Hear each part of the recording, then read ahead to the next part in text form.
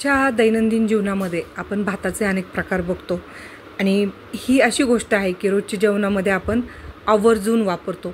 तर त्यामध्ये वरण भात असतो. अगदीच काही भाजीला नसलं संध्याकाळच्या वेळेस आपण पिठलं भात बनवतो.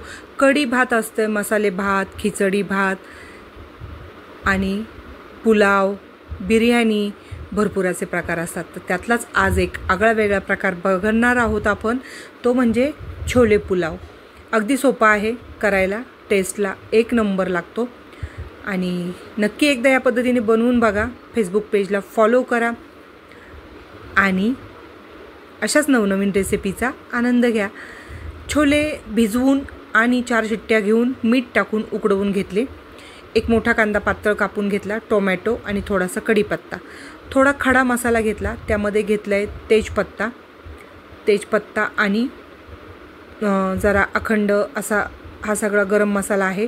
दालचिनी, लवंग, मिरे आणि 3 अख्ख्या विलायची. त्यासोबत अद्रक, लसूण आणि हिरवी मिरची याचं असं वाटण केलं आहे ओबडधोबड. पाणी घालून मऊ नाही वाटलं, ओबडधोबड वाटण केलेले.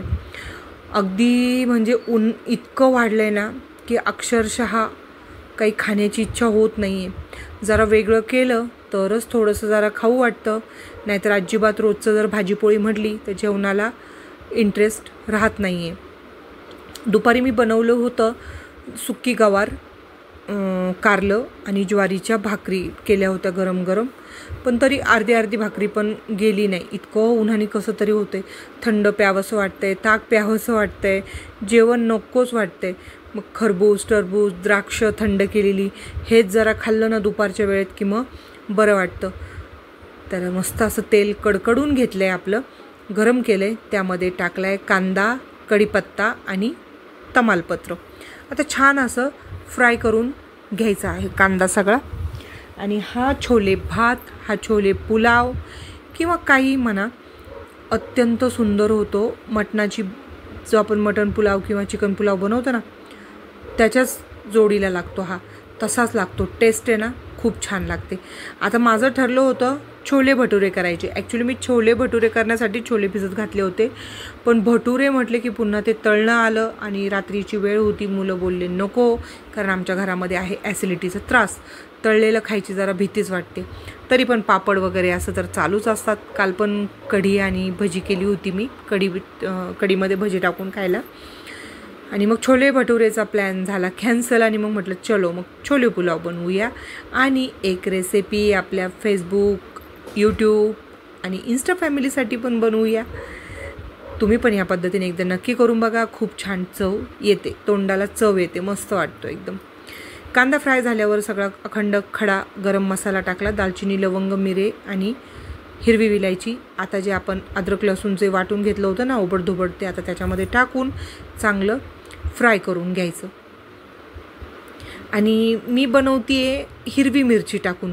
अगदीच जर तुम्हाला घाईची वेळ असेल, काम म्हणजे घाईचं असेल आणि आलं लसूण पेस्ट जर तुमच्याकडे तयार असेल तर मग तुम्ही जर आपला काळा मसाला असतो ना त्या काळ्या मसाल्याचा जरी टाकला, म्हणजे मी या कलरचा बनवते आहे, तुम्ही जर अगदीच काळा मसाला जरी वापरला त्याच्यामध्ये आलं लसूण पेस्ट आयती टाकून तरी काही हरकत नाही.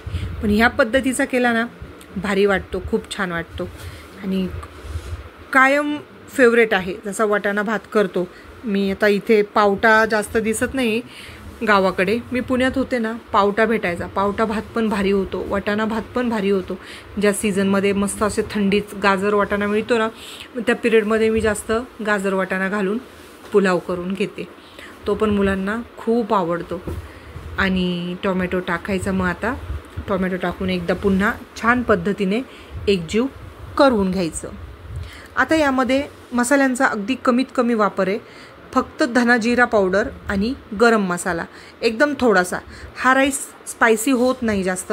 तुम्हाला हवं असेल तर तुम्ही अगदी चमचाभर लाल मिरची पावडर जरी वापरली तरी चालेल, पण मी लाल मिरची पावडरचा वापर नाही करणार. मी फक्त धना जिरा पावडर आणि गरम मसाला टाकते आहे. आता छान परतवून घेऊ. आणि मोबाईल जास्त जवळ पकडला ना की वाफ येते, त्याच्यावर स्टीम जमा होते, त्यामुळं मग लगेच साईडला करायला लागतो. आता थोडीशी हळद टाकायची आणि चवीनुसार मीठ. छोले उकडवताना पण मी मीठ टाकलेलं आहे, त्यामुळे तुम्ही पण तसं जर छोले उकडवताना मीठ घालणार असाल ना तर प्रमाणात घाला, कारण आपण जे छोले उकडवलेलं पाणी आहे ना ते खरं यामध्ये टेस्ट देतं. आपल्याला ते पाणी यामध्ये टाकायचं आहे भातामध्ये, मग आपला ना मटन चिकनसारखा नॉनव्हेजसारखा आपला छोले पुलावची टेस्ट येते. आता आज जे आहे ते आमचे निघोज, पारनेर तालुक्यातील जे निघोज गाव आहे, आज आमच्या देवीची यात्रा, म्हणजे आज आंबील म्हणतो आम्ही, तर आज घागर निघते बारवेतनं, 12वे देवीची. त्यातनं ऑटोमॅटिकली रात्री 12च्या नंतर घागर वरती येते आणि ती उद्या सकाळी 9 वाजता मिरवायचा कार्यक्रम असतो. 9 ते दुपारी 1पर्यंत मिरवणूक चालते, पुन्हा घागरीचं विसर्जन केलं जातं. कुणाकुणाला माहिती आहे निघोज पारनेर कमेंटमध्ये मला नक्की सांगा. ती आमची कुलदेवी आहे. त्यामुळे आता उद्याची यात्रा, उद्याची मिरवणूक आणि सवाष्ण जेवूपर्यंत, सवासणींचा कार्यक्रम होऊपर्यंत नॉनव्हेज बंद आहे. तुम्हाला मागच्या पण व्हिडिओमध्ये सांगितलं आहे.